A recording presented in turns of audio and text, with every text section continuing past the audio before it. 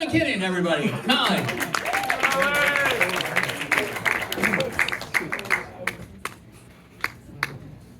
Colin McKinnon, everybody.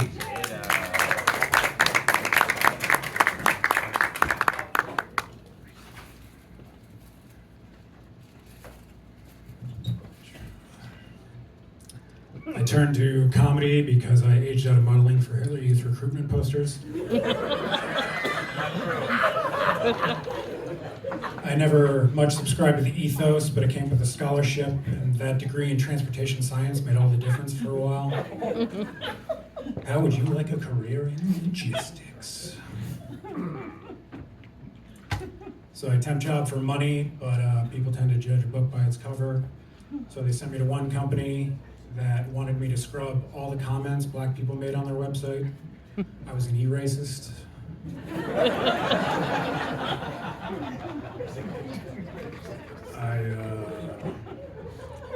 I almost didn't make it down here tonight because I heard there were going to be a bunch of supremacists protesting, but the media didn't specify what race they were.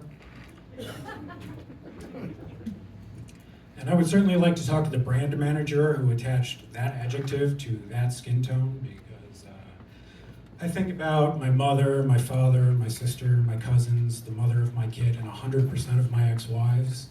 And I wouldn't piss on them if they were on fire, let alone refer to them as supreme. That's an adjective I like to save for late night tacos and the pretty ladies who back up Diana Ross. Speaking of my dear old mom, I was having dinner with her recently, and she said, "Well, Colin, I just think with your haircut, people are going to think you're anti-Semitic." I said, "Bitch, you haven't shut up about the Rothschilds for 15 minutes. They can't see my hair. I'm hiding under the table." Weather machine.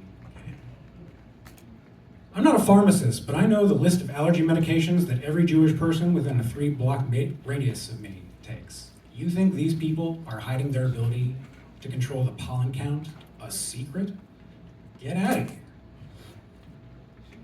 But in addition to other races, religions, and creeds, women don't really like me either. I can't really blame them when they see this shark fin coming at them. You know, they're hearing dun dun, dun dun, but in my head, that's the timer on Chopped while I'm planning my strategy if I ever get on the show. You know, just gotta nail the protein. But I was coming home from the grocery store the other night, and a woman extended her arm like this to show me she was pregnant, which I imagine is a universal symbol for, "Ha, you can't murder me."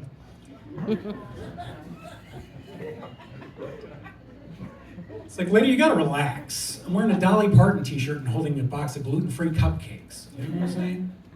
There are bigger problems. But I didn't want to make her uncomfortable, so I crossed the street where some urban campers were sampling some of the local crystal methamphetamine. Don't want to make people feel uncomfortable, you know. But a couple blocks later, it was a red light, and an entire group of women came marching up to me, and there was too much traffic. I couldn't get away, so I yelled, "Help!" And I was like, "No, wait, shit, fire." But everybody just stared. I bought a whistle to prevent the problem in the future, but I think it's defective because when I tried it, it came out. Made in America, what are you gonna do? Been experimenting with insect proteins because food has become so expensive, but tried a recipe from a local Chinese pig farm, but people find my pork fried rice offensive.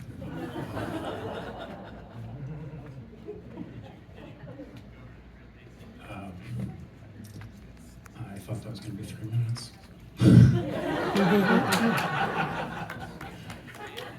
I ran it, it was 3 minutes, and I even allowed for the laughs, which were longer than I thought. So. You know, I'm not the only one who's taken cheap shots at the president, the former president, excuse me. When he was first elected, I said, well, at least the trains will run on time, and then I had to rely on NJ Transit to get around. So changed my tune real quick. I was like, wait, isn't his son-in-law Jewish?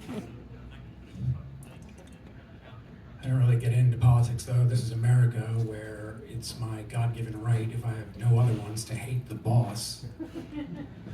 So if you're defending the boss, you know what I mean? Like, you're waiting on a promotion that's never coming. Anyway, my name's Colin. You've been a treat. Thank you very much.